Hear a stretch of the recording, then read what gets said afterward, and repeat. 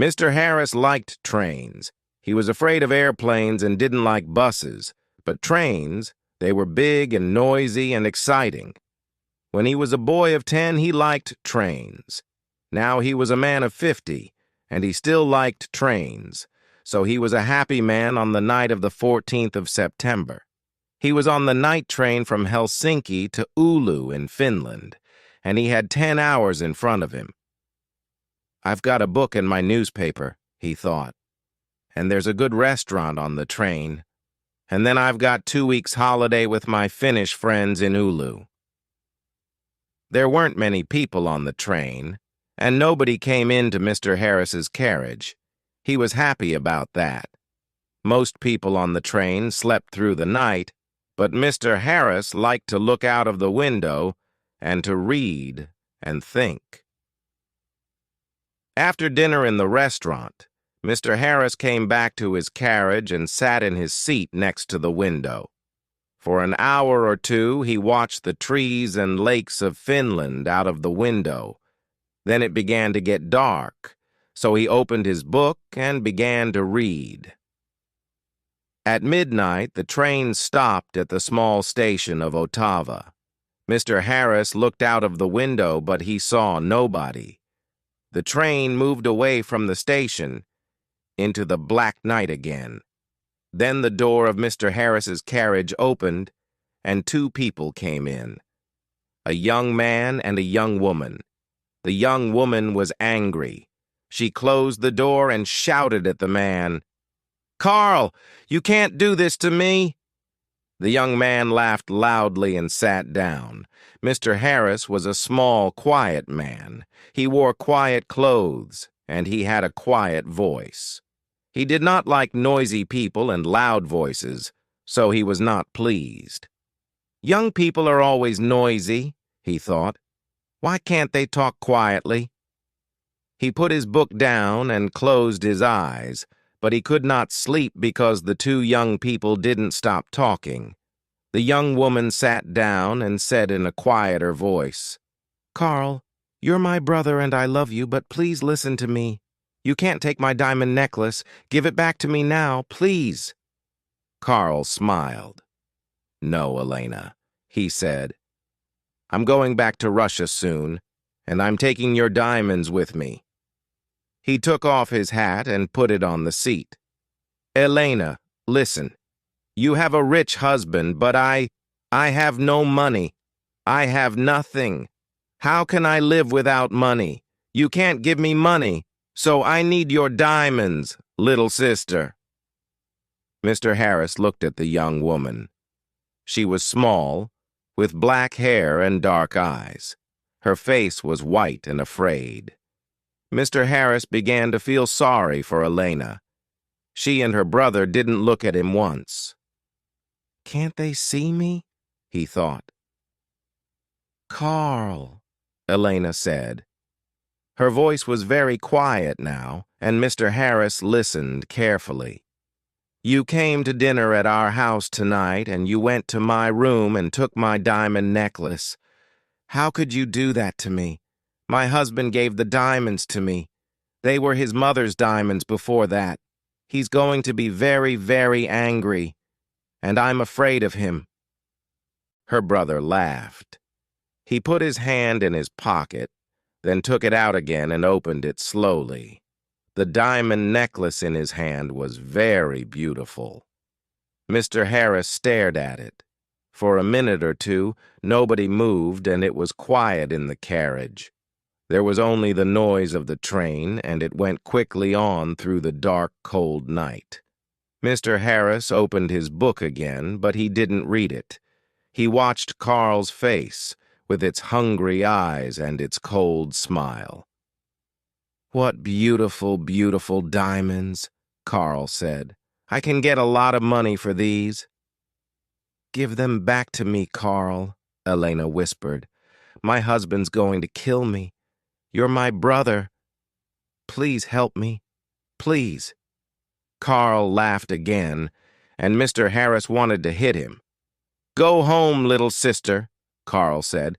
"I'm not going to give the diamonds back to you. Go home to your angry husband." Suddenly there was a knife in the young woman's hand, a long, bright knife. Mr. Harris watched with his mouth open. He couldn't speak or move. "Give the diamonds back to me," Elena cried, "or I'm going to kill you." Her hand on the knife was white. Carl laughed and laughed. "What a sister," he said. "What a kind, sweet sister. No, they're my diamonds now. Put your knife away, little sister." But the knife in the white hand moved quickly, up, then down. There was a long, terrible cry, and Carl's body fell slowly onto the seat.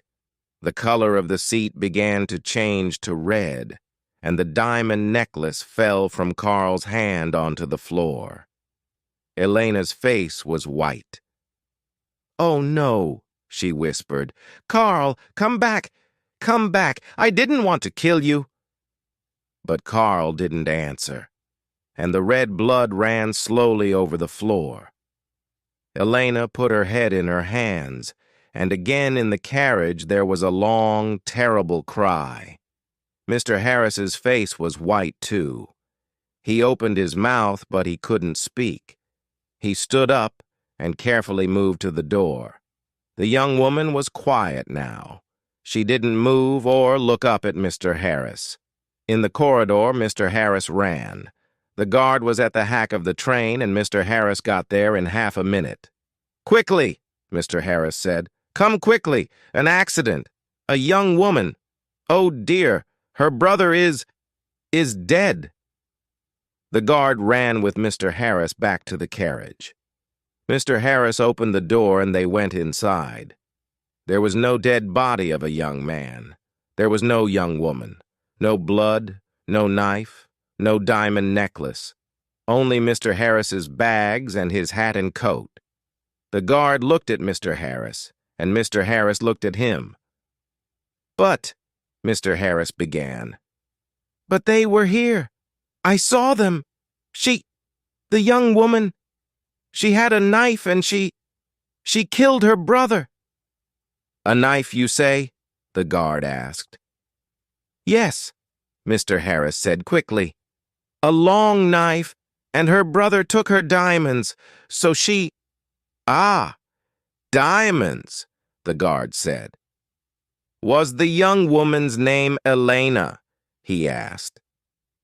"Yes, it was," Mr. Harris said. "How do you know that? Do you know her?" "Yes and no," the guard said slowly. He thought for a minute, then looked at Mr. Harris. "Elena de Saronelli," he said. "She had dark eyes and black hair. Very beautiful. She was half Italian, half Finnish. Her brother was a half-brother. They had the same father, but his mother was Russian, I think." "Was? Had?" Mr. Harris stared at the guard. "But Elena, she's alive." "And where is she?" "Oh, no," said the guard.